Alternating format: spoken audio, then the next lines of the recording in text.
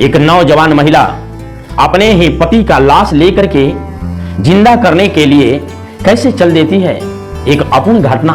इस वीडियो को शुरू से अंत तक सुने, आपको पता चलेगा कि कैसे इस नौजवान महिला के साथ में घटनाएं घटती है और कैसे चमत्कार हो रही है।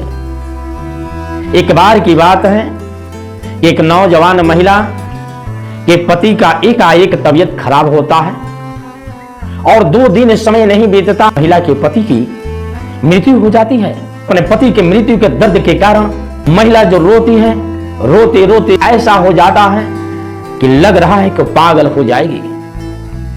गांव के लोग इकट्ठे थे, बहुत सारे बुद्धिजीवी लोग भी थे, हजार प्रकार की बातें बता रहे थे कि देखो ये संसार है, एक ना एक दिन सभी लोग को चले जाना है।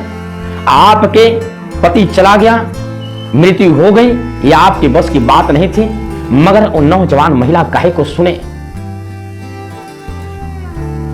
इतनी रोती थी, दीवार में सर लड़ा देना, लगता था कि अपने पति के साथ में वो भी अपने प्राण को त्याग देगी। वहां पर जो भीड़ इकट्ठी थी उस गांव के लोगों का, कुछ लोगों ने दिमाग लगाया और कहा कि अगर इस महिला को नहीं समझाने में सक्षम होते हैं तो ये भी अपने पति के साथ में मर जाएगी, इसका भी मृत्यु हो जाएगी।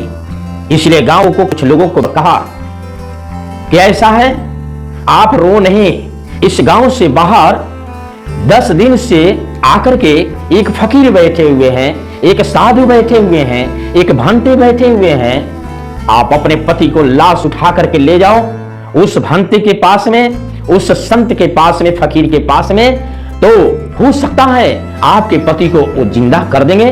क्यों गांव के बाहर में जो बैठे हुए हैं फकीर, वो बहुत ही पहुंचे हुए फकीर है।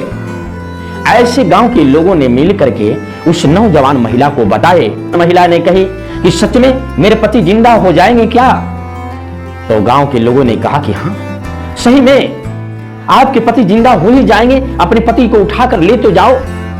जब इतना सुनी तो उस नौजवान महिला के अंदर में एक नई रोशनी खिली और कही कि बस मेरा विकल्प मिल गया, मैं अपने पति को जिंदा करके रहूंगा, चाहे दुनिया की कोई से भी उपाय लग जाए। अपने पति की लाश उठाती है और उठा करके गांव से बाहर चल देती है उस फकीर के पास में। गांव के बाहर जब गई, बैठे हुए थे जो फकीर, उस फकीर की जब नजर पड़ी उस महिला के ऊपर तो कहे कि मरी हुई लाश को लेकर के ये महिला आ रही है, ये क्यों?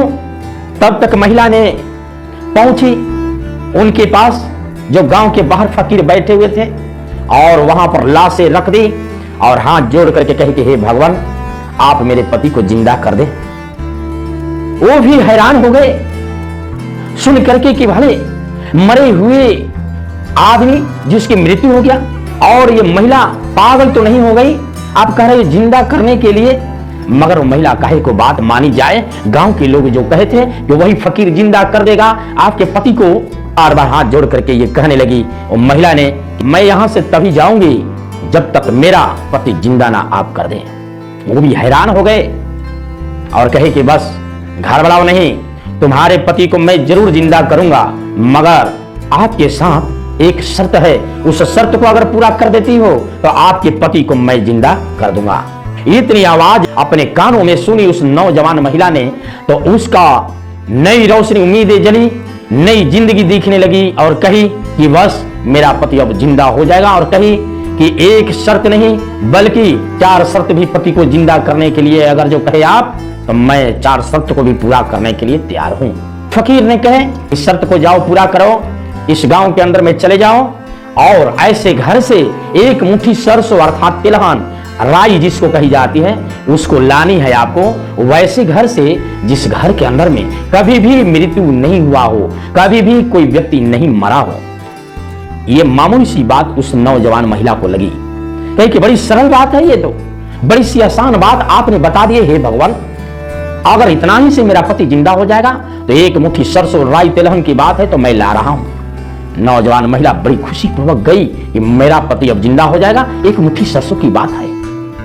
गई, पहले दरवाजा खटखटाई और कही कि मेरे को एक मुट्ठी सरसों आपके घर से चाहिए। कब? जबकि आपके घरों के अंदर में कभी भी किसी का मृत्यु नहीं हुआ हो। उस घर की जो महिला थी और कही उस नौजवान महिला को कहे कि बस करो, शांत रहो, ये अभी कह दिया, दोबारा ऐसे बातें कहने के लिए नहीं काम करना। क्यों कि 6 महीना पहले मेरा भी पति का मृत्यु हो चुका है, इसलिए ये बात कहकर के मेरे जीवन के अंदर में आग न लगाओ। ये भी नौजवान महिला कहे कि बस करो, आपके घर से एक मुट्ठी सरसों और राई नहीं चाहिए। दूसरे घर के अंदर में गई, दरवाजे खटखटाई, निकले उधर से एक बुजुर्ग और कहे कि आचा जी, आपके घर से एक मुट्ठी सरसों चाहिए। कब? जबकि आपके घर में किसी भी व्यक्ति का मृत्यु नहीं हुआ हो। बुजुर्ग ने कहा कि बस करो बेटी, ये बातें दोबारा कहने के लिए कोशिश ना करो, क्योंकि 3 साल पहले मेरा नौजवान बेटा था और बेटे की मृत्यु हो गई। ऐसे बात कह करके मेरे जीवन के अंदर में आग ना लगाओ।